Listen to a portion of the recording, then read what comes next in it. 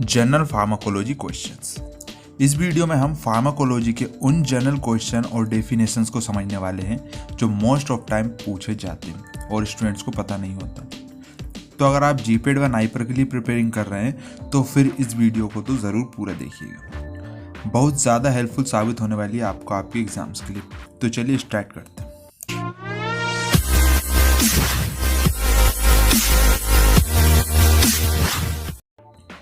सबसे पहले फार्माकोलॉजी की आगे बढ़ने से पहले हम देख लेते हैं कि फार्माकोलॉजी होती क्या है। तो डेफिनेशन अगर देखें फार्माकोलॉजी की, pharmacology is a branch of science. ठीक है, फार्माकोलॉजी साइंस की एक वो ब्रांच है जिसमें that deals with the interaction of drug with living organism. जिसमें क्या हम फार्माकोलॉजी साइंस की वो ब्रांच है जिसमें हम स्टडी करते हैं कि कोई भी ड्रग लिविंग ऑर्गेनिज्म के साथ इंटरेक्शन जो करती है उसको हम जो है कि इसमें देखते हैं कि किस तरह से कोई ड्रग किसी भी लिविंग ऑर्गेनिज्म के साथ इंटरेक्शन कर रही है। अगर सिंपल लैंग्वेज में बोलें तो the study of pharmacokinetics and pharmacodynamics is the pharmacology. अब क्वेश्चन आते हैं कि फार्माकोकाइनेटिक्स और फार्माकोडायनेमिक्स होती क्या। तो जो फार्माकोकाइनेटिक्स और फार्माकोडायनेमिक्स होती है वो हम नेक्स्ट स्लाइड में समझेंगे। अभी के लिए इतना जान लीजिए कि फार्माकोलॉजी ब्रांच जो है वो साइंस की एक ब्रांच है जिसमें हम जो है कि ड्रग का लिविंग ऑर्गेनिज्म के साथ इंटरेक्शन जो होता है उसके बारे में जानते हैं। चलिए इस बात को देख लेते हैं, फार्माकोकाइनेटिक्स एंड फार्माकोडायनेमिक्स। इसको समझ लोगे तो आपको ये पूरा क्लियर हो जाएगा किस तरह से ड्रग का इंटरेक्शन होता है। ठीक है, तो चलिए सबसे पहले देखेंगे हम सेकंड पे, तो व्हाट इज फार्माकोकाइनेटिक्स। फार्माकोकाइनेटिक्स क्या होती है? The study of bodily absorption, distribution, metabolism and excretion of drugs. आपने ये पढ़ा होगा कि जो फार्माकोकाइनेटिक जो होती है इसके अंदर हम वो स्टडी जिसमें बॉडी जो है ड्रग का एब्जॉर्प्शन करती है, डिस्ट्रीब्यूशन करती है, मेटाबॉलिज्म करती है और एक्सक्रीशन करती है, इस चीज़ को हम फार्माकोकाइनेटिक्स बोलते हैं। इसमें कौन इन्वॉल्व होता है? इसमें बॉडी इन्वॉल्व होती है। ठीक है, स्टडी ऑफ बॉडीली एब्जॉर्प्शन, क्योंकि जो एब्जॉर्प्शन, डिस्ट्रीब्यूशन, मेटाबॉलिज्म और एक्सक्रीशन की जो प्रोसेस है वो हमारी बॉडी ही करती है। तो फार्माकोकाइनेटिक वो जो है कि इसके अंदर हम स्टडी करते हैं absorption, distribution, metabolism and excretion की। तो ये हमारी फार्माकोकाइनेटिक है, जिसमें क्या होता है कि जो हमारी ड्रग होती है जिसको हम लेते हैं वो उसका एब्जॉर्प्शन किस तरह करेगी बॉडी, डिस्ट्रीब्यूशन कहाँ कहाँ होगा, किस तरह से मेटाबोलाइज करेगी और किस तरह से उसको एक्सक्रीट आउट करेगी। तो इसकी जो सारी स्टडी होती है वो फार्माकोकाइनेटिक्स के अंदर आती है। सिंपल वर्ड्स में अगर बात करें तो pharmacokinetic is the what the body does to the drug. Body drug का क्या करती है। ठीक है, जो बॉडी हमारी, हमने ड्रग ली है, अब हमने ड्रग ले ली तो अब जो ड्रग बॉडी के अंदर चली है तो अब बॉडी उस ड्रग का क्या करेगी, उस चीज़ की स्टडी को हम बोलते हैं फार्माकोकाइनेटिक्स। तो बॉडी क्या एब्जॉर्प्शन करेगी उस ड्रग का, फिर उसको डिस्ट्रीब्यूट करेगी, देन बाद में मेटाबोलाइज करके उसको एक्सक्रीट आउट कर देगी यूरिन या फिर फीकल के थ्रू। तो ये होती है हमारी फार्माकोकाइनेटिक्स। अब आती है फार्माकोडायनेमिक्स। फार्माकोडायनेमिक्स इसका उल्टा होता है। किस तरह से? What is pharmacodynamics. तो चलिए फार्माकोडायनेमिक्स को समझ लेते हैं। Pharmacodynamic is the study of drugs, molecular, biochemical and physiological effect और एक्शन। ठीक है, सिंपल कर देता हूँ। फार्माकोडायनेमिक्स में क्या होता है, हम ड्रग को देखते हैं कि उसका जो कि बॉडी के ऊपर क्या इफेक्ट पड़ रहा है। अभी तो हमने जैसे ड्रग ली थी तो उसको बॉडी के कांटेक्ट में आने के बाद बॉडी ने उसको क्या किया, उसको एब्जॉर्ब किया, डिस्ट्रीब्यूट किया, एलिमिनेट किया, मेटाबोलाइज, ये सब किया। अब लेकिन जब बॉडी के अंदर ड्रग चली गई, एब्जॉर्ब हो गई, डिस्ट्रीब्यूट हो गई, अब इसके बाद क्या होती है, ड्रग भी कुछ करेगी। ऐसा तो नहीं है कि बस चुपचाप आई और निकल जाएगी। तो जो ड्रग हमारी बॉडी पर जो इफेक्ट डालती है ना, जो इफेक्ट और जो एक्शन करती है, फिजियोलॉजिकल, बायोकेमिकल, मॉलिक्यूलर, जो भी एक्शन हमारी बॉडी के ऊपर ड्रग करेगी उस स्टडी को हम फार्माकोडायनेमिक्स बोलेंगे। जैसे कि हमने मान के चलिए हाइपरटेंशन के लिए ड्रग ली, तो अब वो ड्रग जो हमने जैसे ही ली तो उसमें सबसे पहले फार्माकोकाइनेटिक्स वाली जो होगी प्रोसेस होगी, जिसमें क्या होगा, बॉडी में एब्जॉर्ब हो जाएगी और डिस्ट्रीब्यूट हो जाएगी। अब इसके बाद फार्माकोडायनेमिक्स, अब ड्रग का जो है कि काम शुरू होता है। इसमें क्या करेगी, ड्रग हाइपरटेंशन के लिए ली थी तो एंटी हाइपरटेंसिव ड्रग जो हाइपरटेंशन की प्रॉब्लम है उसको कम करेगी। अब वो किसी भी मैकेनिज्म के थ्रू कर सकती है, वेसोडाइलेशन कर सकती है ना, और भी अलग अलग तरीके होते हैं, डाययूरेटिक्स देंगे तो वो फिर हमारी यूरिन फॉर्मेशन बढ़ा के। तो किसी भी मैकेनिज्म से अगर ड्रग जो बॉडी के ऊपर एक्शन करती है वो फार्माकोडायनेमिक्स कहलाती है। अगर सिंपल भाषा में एक बार देख लें तो pharmacodynamic is the study of what the drug what the drug does to the body, जो ड्रग होती है बॉडी का क्या करती है, बॉडी पर क्या इफेक्ट डालती है, क्या एक्शन करती है, ये हमारी फार्माकोडायनेमिक्स होती है। सो डायनेमिक्स ड्रग है ना, इसमें ड्रग जो होगा रोल रहेगा। किस तरह से कभी कभी स्टूडेंट्स कंफ्यूज हो जाते हैं कि डायनेमिक्स और काइनेटिक्स में, तो आपको क्या रखना, फार्माकोडायनेमिक्स, डायनेमिक्स की ड्रग जो है वो मेन रहेगी, इसमें ड्रग काम करेगी, ड्रग एक्शन करेगी बॉडी पे। और फार्माकोकाइनेटिक्स की अगर बात करेंगे सो फार्माकोकाइनेटिक्स में बॉडी मेन रहेगी, बॉडी ड्रग का कुछ भी कर सकती है, और डायनेमिक में ड्रग बॉडी के ऊपर इफेक्ट करेगी। ठीक है, सो उम्मीद है आपको समझ आया होगा, डाउट क्लियर होगा। चलिए अब नेक्स्ट बात करेंगे हम ड्रग क्या होती है। ठीक है, हमने समझ लिया बॉडी तो आप समझते होंगे, अब ड्रग क्या होती है। सो वैसे तो आपको जनरली पता होगा ड्रग कोई भी एक्टिव फार्मास्यूटिकल प्रोडक्ट जो होता है, हम जिसको लेते हैं मेडिसिन एज अ मेडिसिन, वो ड्रग होती है। बट इसकी एग्जैक्ट डेफिनेशन क्या होती है अगर कोई पूछता है, तो ड्रग की जो डेफिनेशन होती है that is drug is a chemical substance. Okay, drug एक केमिकल सब्सटेंस होता है जो कि यूज कहाँ होता है, ट्रीटमेंट में, जो कि यूज होता है ट्रीटमेंट, क्योर, प्रिवेंशन और डायग्नोसिस ऑफ डिजीज। ठीक है, ये ड्रग जो होता है एक हमारा केमिकल सब्सटेंस होता है जो कि किसी भी डिजीज के ट्रीटमेंट या क्योर या प्रिवेंशन या फिर डायग्नोसिस के लिए जो यूज़ करते हैं वो हमारी ड्रग कहलाती है। ठीक है, सिंपल भाषा में अगर बोलें कि किसी भी डिजीज़ के ट्रीटमेंट के लिए, उसको क्योर करने के लिए, उसको प्रिवेंट करने के लिए या फिर उसकी डायग्नोसिस के लिए जो केमिकल सब्सटेंस हम यूज़ करते हैं उन्हीं को हम ड्रग्स बोलते हैं। उम्मीद है क्लियर हुआ होगा। ठीक है, और दिया हुआ है डिजीज और use to otherwise enhance physical और मेंटल वेलबींग, फिजिकल और मेंटल वेलबींग को भी बढ़ाने के लिए जो सब्सटेंस हम यूज़ करते हैं वो ड्रग कहलाती है। ठीक है, इसके अदरवाइज भी डायग्नोसिस, ट्रीटमेंट, क्योर और प्रिवेंशन के अलावा भी फिजिकल और मेंटल जो वेलबींग है ना उसको बढ़ाने के लिए भी जो हम सब्सटेंस, केमिकल सब्सटेंस यूज़ करते हैं वो ड्रग कहलाती है। तो आप इतना याद रखिए, drug is a chemical substance used in the treatment, cure, prevention और डायग्नोसिस और इन्हांस फिजिकल और मेंटल वेलबींग। ठीक है, इन सब के लिए जो यूज़ करते हैं हम वही हमारी ड्रग कहलाती है। होप क्लियर होगा। चलिए आगे बात करेंगे व्हाट इज़ डोज।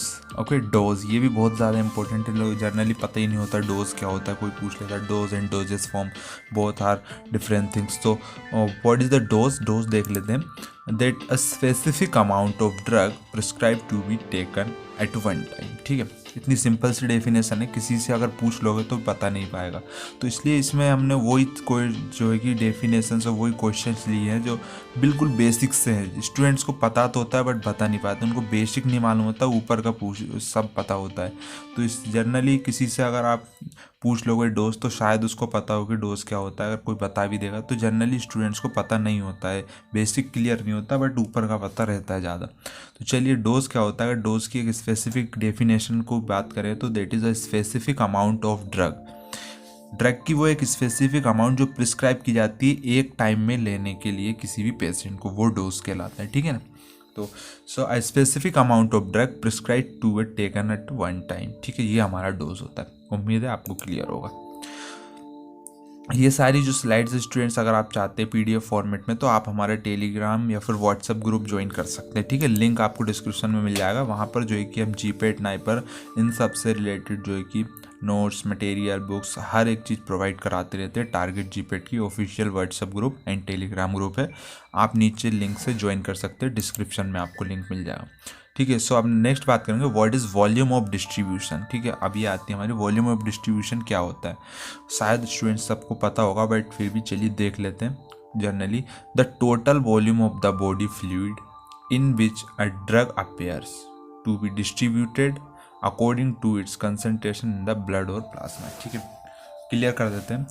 हमारी जो टोटल वॉल्यूम होता है बॉडी के अंदर फ्लूइड का जो टोटल वॉल्यूम होता है उसमें जो है कि ड्रग हो जो अब जब अब्जॉर्ब होती है तो बॉडी फ्लूइड के अंदर ड्रग जो है कि उसके अंदर अपीयर हो जाती है। ठीक है, जैसे ही अब्जॉर्प्शन होता है जैसे ब्लड के अंदर सारी ड्रग जाके उसमें मिक्स हो जाती है, डिस्ट्रीब्यूट हो जाती है। तो उस कंसंट्रेशन को, उस ब्लड के अंदर हमारी कितनी ड्रग जो है कि डिस्ट्रीब्यूट हुई है, एब्जॉर्ब हुई है, उस कंसंट्रेशन को हम वॉल्यूम ऑफ डिस्ट्रीब्यूशन बोलते हैं, ठीक है।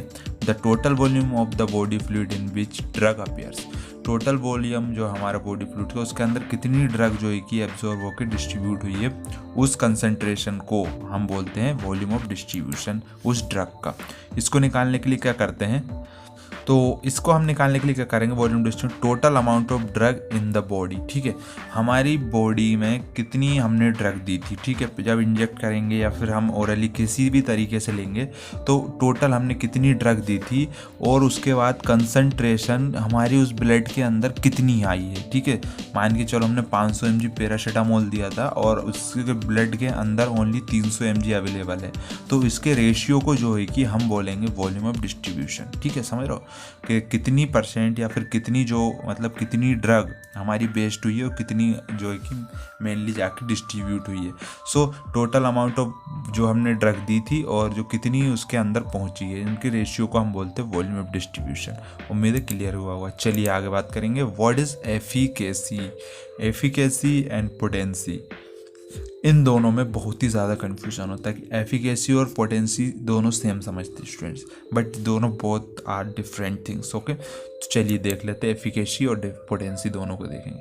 तो एफिकेसी क्या होती है, efficacy describe the maximum response that can be achieved with a drug. किसी भी एक ड्रग को हम मान के चलिए देते हैं, ठीक है, हमने दी, उसने रिस्पॉन्स दिखाया, हमने डोज बढ़ाया और उसने और अच्छा रिस्पॉन्स दिखाया, और डोज बढ़ाया और बढ़िया आया, बट एक टाइम ऐसा आएगा कि कितना ही फिर डोज बढ़ा दो उसका रिस्पॉन्स उस एक स्टेज से ज़्यादा मतलब एक जो है कि उसका रिस्पॉन्स फिर नहीं बढ़ेगा, ठीक है। ड्रग कितनी अमाउंट आप बढ़ा दो तो उस ड्रग की जो है कि हम बोलते हैं एफिकेसी की, इस ड्रग की मतलब इतनी एफिकेसी है, इससे ज़्यादा कितनी भी हम ड्रग दे दे ये इतना ही असर करेगी, इससे ज़्यादा नहीं कर सकती। कोई सी ड्रग्स ऐसी होती है जिनका असर बहुत ज़्यादा होता है, ठीक है, जैसे कि एस्पिरिन और मॉर्फिन, ठीक है। मॉर्फिन जो है कि दर्द बहुत ही जल्दी जो है कि ठीक कर सकता है, वो कितना भी सीवियर पेन हो उसको ठीक कर सकता है, बट एस्पिरिन ऐसा नहीं है। एस्पिरिन आप किसी को मान के चलो 10 ग्राम भी एस्पिरिन दे दोगे तो वो उतनी ही करेगी जितनी उसकी एफिकेसी है, ठीक है ना, उतना ही दर्द कम करेगी। ऐसा नहीं है कि वो अगर हमने डोज ज़्यादा दे दिया तो वो ज़्यादा काम करेगी, नहीं। जो है कि किसी भी एक ड्रग का एक मिनिमम जो होता है, मैक्सिमम एक रिस्पॉन्स उसका फिक्स होता है कि इससे ज़्यादा वो रिस्पॉन्स नहीं करेगी, तो वो उस चीज़ का जो है कि एफिकेसी कहलाती है। उम्मीद है आपको समझ आ गया होगा कि किसी भी ड्रग की एक मैक्सिमम रिस्पॉन्स की जो एबिलिटी होती है वो उस ड्रग की एफिकेसी कहलाती है, ठीक है। चलिए नेक्स्ट बात करेंगे हम पोटेंसी की। सो पोटेंसी क्या होती है, सो पोटेंसी की डेफिनेशन सिंपल सी है, पोटेंसी जिसको स्ट्रेंथ भी बोल सकते हैं, ठीक है, refers to the amount of drug needed to produce an effect, ठीक है। समझा देता हूँ, किसी भी ड्रग की वो अमाउंट जो कि इफेक्ट या रिस्पॉन्स इफेक्ट प्रोड्यूस करने के लिए ज़रूरी होती है, वो उस ड्रग की पोटेंसी कहलाती है, ठीक है। एग्जाम्पल से समझ लेते हैं, potency refers to the amount of drug needed to produce an effect. जैसे मैंने बताया था पेन के लिए, तो किसी भी ड्रग की वो अमाउंट जो उस पेन को कम करने के लिए ज़रूरी होती है वो उस ड्रग की पोटेंसी कहलाती है। फॉर एग्जांपल की बात करें कि for example lesser the amount of drug required to produce a given effect more its potency. मतलब क्या हुआ कि कोई ड्रग ऐसी होती है कि उसको बहुत ही कम अमाउंट हम लेते हैं और वो कि अच्छा रिस्पॉन्स करती है कम अमाउंट पे, ठीक है ना, वो प्रोड्यूस अपना इफेक्ट शो कर देती है कम अमाउंट पे, तो इसका मतलब है कि उसकी पोटेंसी बहुत ज़्यादा है। अगर इसी के वाइस वर्सा बात करें तो कोई एक ड्रग ऐसी भी है जिसकी बहुत ज़्यादा अमाउंट की हमको ज़रूरत पड़ती है सेम इतना इफेक्ट शो करने के लिए, है ना, समझ रहे हो। तो उस चीज़ में उस कंडीशन में क्या होगा कि जो सेकंड वाली ड्रग है जिसमें अमाउंट हमको ज़्यादा लेना पड़ रहा है सेम इफेक्ट जो है कि देखने के लिए पहली वाली के, तो उसमें सेकंड वाली जो ड्रग रहेगी उसकी पोटेंसी कम रहेगी, ठीक है। कम अमाउंट चाहिए तो पोटेंसी ज़्यादा, मतलब कोई ड्रग कम लग रही है कोई सा इफेक्ट शो करने में तो उसकी पोटेंसी ज़्यादा है। अगर कोई ड्रग ज़्यादा ज़रूरत पड़ रही है सेम इफेक्ट या फिर कोई इफेक्ट शो करने में तो उसकी पोटेंसी बहुत कम है। सो ये पोटेंसी और एफिकेसी में डिफरेंस होता है। एफिकेसी में क्या होता है कि एक लिमिट होती है रिस्पॉन्स शो करने की हर ड्रग की, तो उसकी एफिकेसी होती है। बट पोटेंसी में क्या होता है कि कोई भी ड्रग जितनी कम यूज़ होगी कोई भी रिस्पॉन्स शो करने के लिए तो उसकी पोटेंसी उतनी अच्छी होगी, ठीक है। तो ये होती है हमारी पोटेंसी। चलिए नेक्स्ट बात करेंगे what is side effect. Side effect और एडवर्स इफेक्ट, इन दोनों में बहुत ज़्यादा कन्फ्यूज़न होता है स्टूडेंट्स को, ठीक है। तो चलिए देख लेते हैं, दोनों को क्लियर कर लेंगे।